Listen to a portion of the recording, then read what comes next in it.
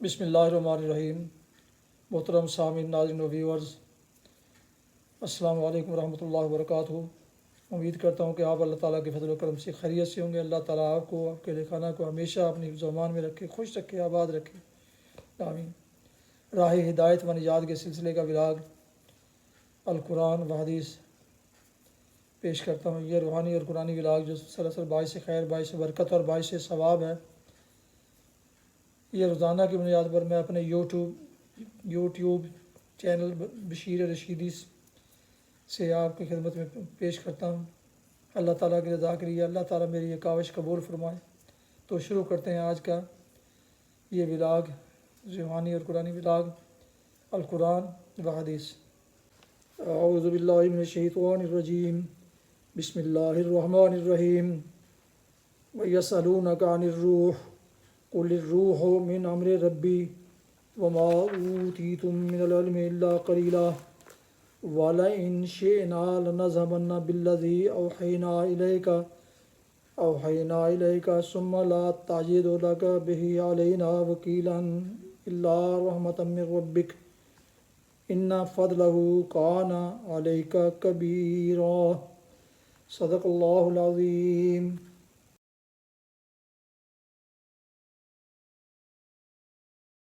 ابھی آپ نے سورہ بنی اسرائیل کی آیات مبارکہ 85 تا 87 کی تلاوت سماعت فرمائی۔ اس کا اردو ترجمہ پیش کرتا ہوں۔ وَيَسْأَلُونَكَ عَنِ الرُّوحِ، یہ لوگ آپ سے روح کے متعلق پوچھتے ہیں، کہیے یہ روح میرے رب کے حکم سے آتی ہے، مگر تم لوگوں نے علم سے کم ہی بہرا پایا ہے۔ اور اے محمد صلی اللہ علیہ وسلم، ہم چاہیں تو وہ سب کچھ آپ سے چھین لیں جو ہم نے وحی کے ذریعہ سے آپ کو عطا کیا ہے، پھر آپ ہمارے مقابلے میں کوئی حمایتی نہ پاؤ گے جو اسے واپس دلا سکے۔ یہ تو جو کچھ آپ کو ملا ہے تم آپ کے رب کی رحمت سے ملا ہے، حقیقت یہ ہے کہ اس کا فضل آپ پر بہت بڑا ہے۔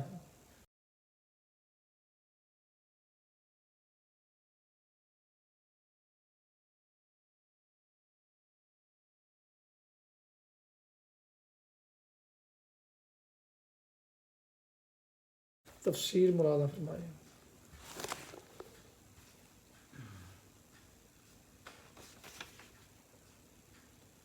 مگر تم لوگوں نے علم سے کم ہی بہرا پایا ہے۔ عام طور پر یہ سمجھا جاتا ہے کہ یہاں روح سے مراد جان ہے، یعنی لوگوں نے نبی صلی اللہ علیہ وسلم سے روح حیات کے متعلق پوچھا تھا کہ اس کی حقیقت کیا ہے، اور اس کا جواب یہ دیا گیا ہے کہ وہ اللہ کے حکم سے آتی ہے، لیکن ہمیں یہ معنی تسلیم کرنے میں سخت تعمل ہے، اس لیے کہ یہ معنی صرف اس صورت میں لیے جا سکتے ہیں جبکہ سیاق و سباق کو نظر انداز کر دیا جائے اور سلسلہ اکرام سے بالکل الگ کر کے اس آیت کو ایک منفرد جملے کی حیثیت سے لے لیا جائے۔ ورنہ اگر سلسلہ اکرام میں رکھ کر دیکھا جائے تو روح کو جان کے معنی میں لینے سے جسارت میں سخت بے ربطی محسوس ہوتی ہے، اور اس امر کی کوئی معقول وجہ سمجھ میں نہیں آتی کہ جہاں پہلے 3 آیتوں میں قرآن کے نقصہ شفا ہونے اور منکرین قرآن کے ظالم اور کافر نعمت ہونے کا ذکر کیا گیا ہے، اور جہاں بعد کی آیتوں میں پھر قرآن کے کلام الہی ہونے پر استدلال کیا گیا ہے، وہاں آخر کس مناسبت سے یہ مضمون آ گیا کہ جانداروں میں جان خدا کے حکم سے آتی ہے۔ ربط عبارت کو نگاہ میں رکھ کر دیکھا جائے تو صاف محسوس ہوتا ہے کہ یہاں روح سے مراد وحی یا وحی لانے والا فرشتہ ہی ہو سکتا ہے۔ مشرکین کا سوال دراصل یہ تھا کہ یہ قرآن تم کہاں سے لاتے ہو؟ اس پر اللہ تعالیٰ فرماتا ہے کہ اے محمد صلی اللہ علیہ وسلم، آپ سے یہ لوگ روح یعنی ماخذ قرآن یا ذریعہ حصول قرآن کے بارے میں دریافت کرتے ہیں، انہیں بتا دیجئے کہ یہ روح میرے رب کے حکم سے آتی ہے، مگر تم لوگوں نے علم سے اتنا کم بہرا پایا ہے کہ تم انسانی ساخت کے کلام اور وحی ربانی کے ذریعہ سے نازل ہونے والے کلام کا فرق نہیں سمجھتے، اور اس کلام پر یہ شبہ کرتے ہوئے کہ اسے کوئی انسان گھڑ رہا ہے۔ یہ تفسیر نہ صرف اس لحاظ سے قابل ترجیح ہے کہ تقریر ما سبق اور تقریر ما بعد کے ساتھ آیت کا ربط اسی تفسیر کا متقاضی ہے،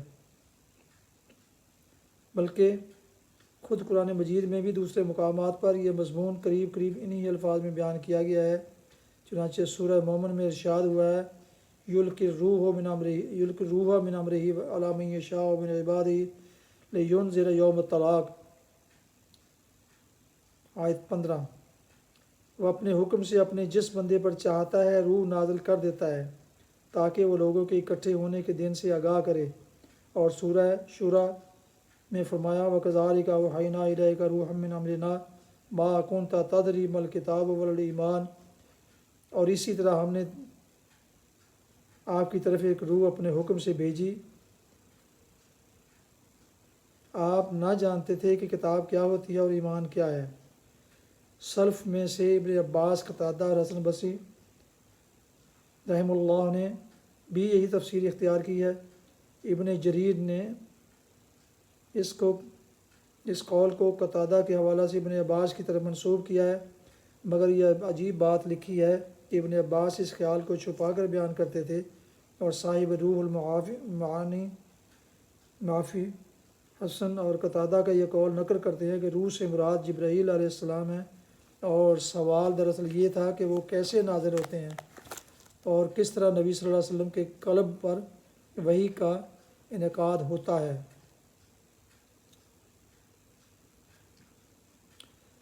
حقیقت یہ ہے کہ اس کا فضل آپ پر بہت بڑا ہے۔ مطلب بظاہر نبی صلی اللہ علیہ وسلم سے ہے، مگر مقصود دراصل کفار کو سنانا ہے جو قرآن کو نبی صلی اللہ علیہ وسلم کا اپنا گھڑا ہوا یا کسی انسان کا در پردہ سکھایا ہوا کلام کہتے تھے۔ ان سے کہا جا رہا ہے کہ یہ کلام پیغمبر نے نہیں گھڑا بلکہ ہم نے عطا کیا ہے، اور اگر ہم اسے چھین لیں تو نہ پیغمبر کی یہ طاقت ہے کہ وہ ایسا کلام تصنیف کر کے لا سکے، اور نہ کوئی دوسری طاقت ایسی ہے جو اس کو ایسی معجزانہ کتاب پیش کرنے کے قابل بنا سکے۔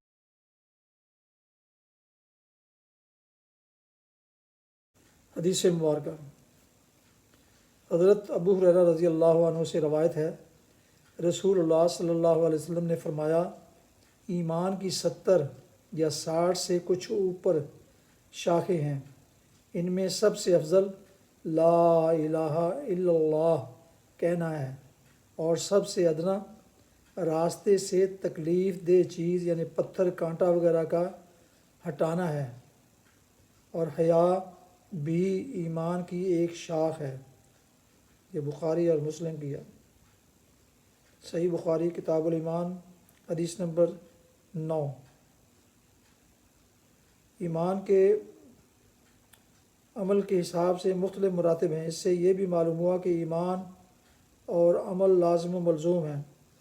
حیا کی فضیلت و اہمیت بھی اس سے واضح ہے، کیونکہ حیا انسان کو گناہوں سے روکتی اور نیکیوں پر آمادہ کرتی ہے۔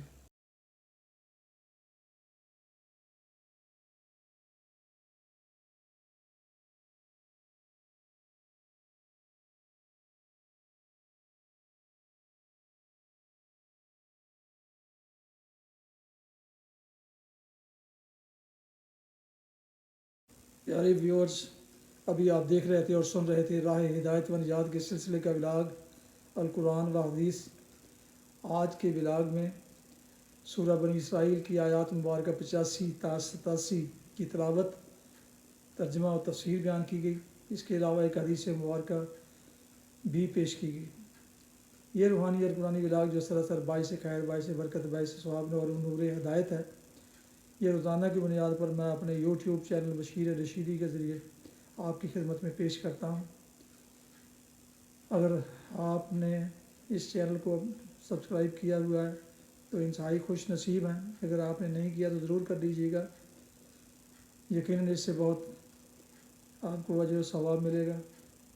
اور اگر مناسب سمجھے تو دوستوں سے شیئر کر کے لائک کر کے بیل آئیکن کو بھی پریس کر دیجیے گا، تاکہ آنے والے ایسے روحانی اور قرآنی ولاگ اور نوٹیفیکیشنز آپ تک اور دوستوں تک باقاعدہ اور بر وقت پہنچتے رہیں۔